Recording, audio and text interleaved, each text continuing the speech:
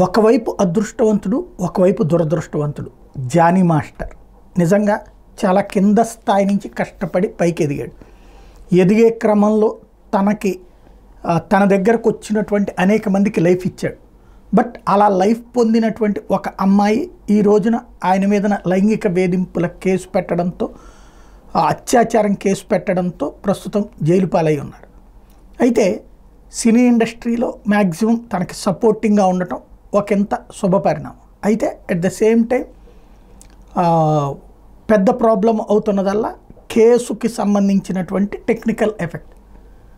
ఏకంగా ఇందులో దురదృష్టవంతుడని ఎందుకన్నానంటే, సరే మిగతా దాంట్లో రైట్ ఏంటి రాంగ్ ఏంటి మనం జడ్జిమెంట్ ఇవ్వలేం. అమ్మాయిని 16 ఏళ్ళప్పటి నుంచి వెంటపడ్డా, వేధించాడా లేదా, ఈ అమ్మాయికి ఎంతవరకు తెలుసు, లేకపోతే అమ్మాయి కుటుంబం ఎంత, ఇదంతా మనం ఎవరి వాదనలో వాళ్ళకు ఉంటాయి.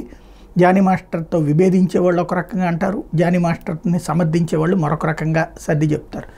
ఏది ఏమైనా ఈ కంప్లైంట్ అయితే నడిచింది. అయితే అసలు పాయింట్ ఏంటంటే, దాని వలన ఆయన కెరీర్లో అతిపెద్దది ఒకటి జైలుకి వెళ్ళాల్సి రావడం ఒక పెద్ద డ్రాబ్యాక్ సమస్య అయి కూర్చుంటే, ఇప్పుడు రెండవది అతిపెద్దదైనటువంటిది ఏకంగా జాతీయ అవార్డే కోల్పోయినటువంటి పరిస్థితి. జీవితంలో జాతీయ అవార్డు అనేది అరుదైనటువంటి అవకాశం. అట్లాంటి అరుదైన అవకాశం లభించింది కోల్పోవడం అన్నటువంటిది ఫోక్సో కేసు కారణంగా మరొక ఆవేదన భరిత సిచ్యుయేషన్. అయితే తాజాగా ఆ అవార్డు తీసుకోవడం కోసం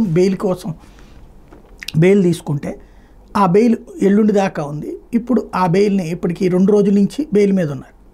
ఇప్పుడు ఆ బెయిల్ని రద్దు చేయాలంటూ ఇప్పుడు కోర్టుకు వెళ్ళారు పోలీసులు. ఇవాళ సాయంత్రానికి దాని మీద తీర్పు రావచ్చు, బెయిల్ రద్దు అన్నటువంటి.